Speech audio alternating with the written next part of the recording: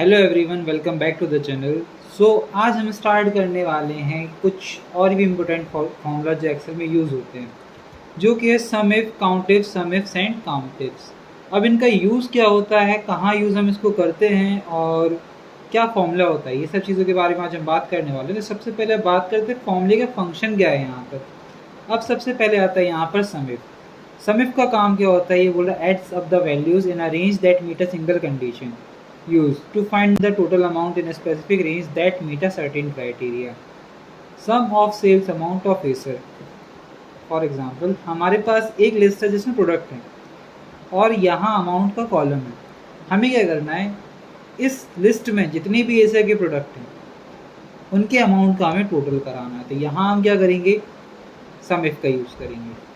Second, count if. Count if क्या करता है, counts the number of cells in a range that meet a single condition, use to count how many cells contain a specific value और meet a certain criteria. Example, count the number of Acer product. अब जैसे हमें क्या करना है, इस particular range में Acer के जितने प्रोडक्ट रिपीट हो रहे हैं उनको हमें काउंट करना है। थर्ड आता है यहाँ पर हमारे पास क्या, सम इफ्स। सम इफ्स क्या कह रहा है, adds up the values in a range that meet multiple conditions. यानी अब हमारे पास क्या है, मल्टीपल कंडीशन। मल्टीपल कंडीशन जैसे इस पर्टिकुलर रेंज के अंदर जितने भी ऐसे के प्रोडक्ट हैं जो कि भोपाल के अंदर सेल हुए हैं उनके अमाउंट का टोटल हमें करना है। And fourth is count ifs, counts the number of cells in a range that meet multiple conditions. Sum if क्या करता था, मल्टीपल कंडीशन के अकॉर्डिंग एडिशन करता था, और काउंटिव क्या करेगा, यहाँ पर मल्टीपल कंडीशन के अकॉर्डिंग काउंटिंग करेगा। जैसे इस पर्टिकुलर लिस्ट के अंदर जैसे एसर के प्रोडक्ट हमने चूज़ किया और इस पर्टिकुलर रेंज के अंदर हमने क्या चूज़ किया, भोपाल।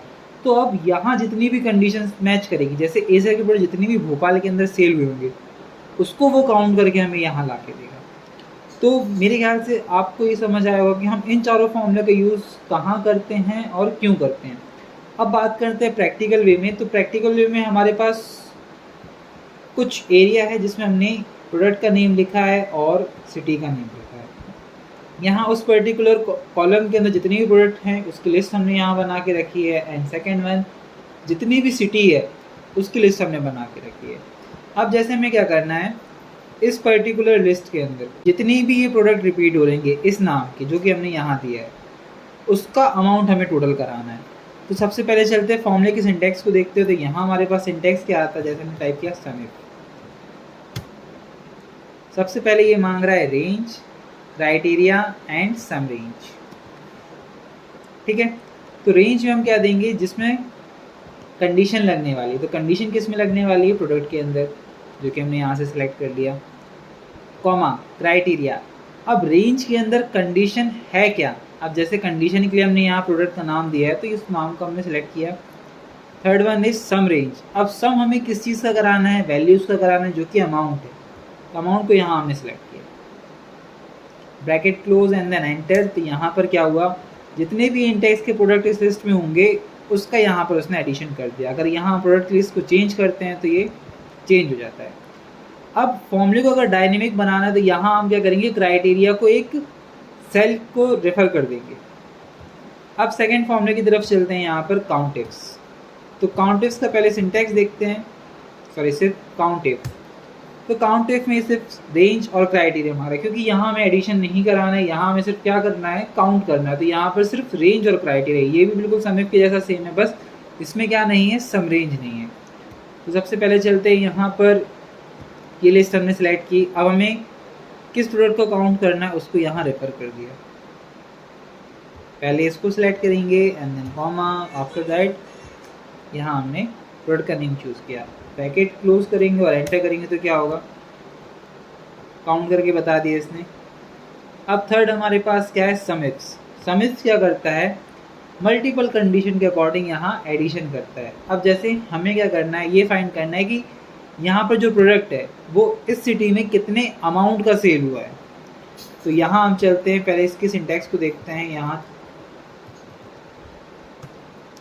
सबसे पहले सम रेंज। अब सम होगा किस चीज़ का, वैल्यूज़ का। तो यहाँ हम सबसे पहले क्या देंगे, इसको अमाउंट देंगे। इसके बाद ये क्या मांग रहा है यहाँ पर, क्राइटेरिया रेंज 1। तो क्राइटेरिया रेंज 1 में क्या होगा, सबसे पहले उसको वो रेंज देंगे जिसमें पहली कंडीशन लगने वाली है। तो पहली कंडीशन लगने वाली है प्रोडक्ट के अंदर, तो हमने पूरा प्रोडक्ट सेलेक्ट किया, कॉमा, इसके बाद ये क्या मांग रहा है, क्राइटेरिया 1। तो क्राइटेरिया 1 में हम देंगे उस प्रोडक्ट का नेम जिसके बारे में हमें फाइंड करना है। फिर कॉमा लगाने के बाद ये सेकेंड रेंज मांग रहा है, जैसे हमने सिटी चूज़ किया। फिर इस सिटी के अंदर हमारी कंडीशन क्या है उसको हमने ये यहाँ चूज़ किया। अब ऐसे करके हम और कॉमा लगा के और भी कंडीशंस को ऐड कर सकते हैं। तो चलते अभी अपनी कंडीशन यही इतनी है, तो यहाँ मैं ब्रैकेट क्लोज किया और एंटर। तो लावा के प्रोडक्ट उज्जैन में बिल्कुल भी सेल नहीं हुए। अगर यहाँ हम प्रोडक्ट चेंज करते, सॉरी सिटी चेंज करते हैं ग्वालियर, तो यहाँ पर इतने अमाउंट के प्रोडक्ट सेल हुए हैं। अब इसके बाद चलते हैं लास्ट फॉर्मूला में आज की वीडियो के। तो यहाँ पर आता है काउंट इफ्स। जैसे सम इफ्स है मल्टीपल कंडीशन के अकॉर्डिंग यहाँ पर वो एडिशन करता है, वैसे काउंट इफ क्या करेगा, मल्टीपल कंडीशन के अकॉर्डिंग यहाँ वो काउंटिंग करेगा। जैसे हमें ये फाइंड करना है कि लावा के प्रोडक्ट ग्वालियर में कितने सेल हुए हैं, यानी एक हिसाब से क्वांटिटी हमें फाइंड करनी। तो यहाँ चलते हैं काउंट इफ्स। अब इसमें सबसे पहले ये मांगता है क्राइटेरिया रेंज में।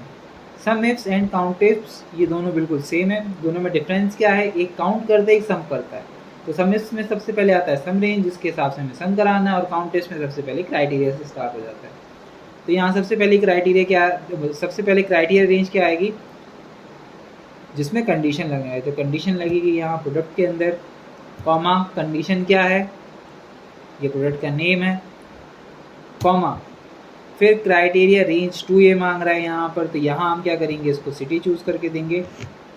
अब इस पर्टिकुलर सिटी में हम किस सिटी के बारे में फाइंड करना चाहते हैं, उस सिटी का हम यहाँ नेम देंगे,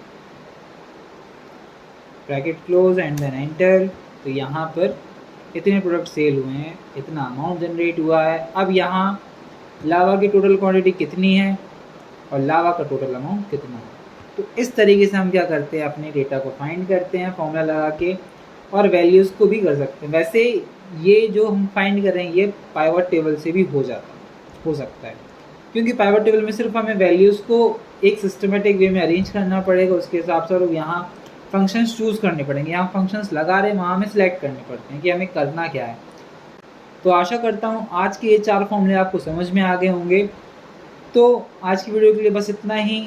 तो चलते अब करते हैं वीडियो को यहीं एंड। अगर आपको वीडियो अच्छी लगे तो वीडियो को लाइक ज़रूर करें, चैनल पर नए आए हैं तो चलो सब्सक्राइब जरूर करें। वीडियो देखने को बहुत बहुत धन्यवाद। Thank you so much, bye bye.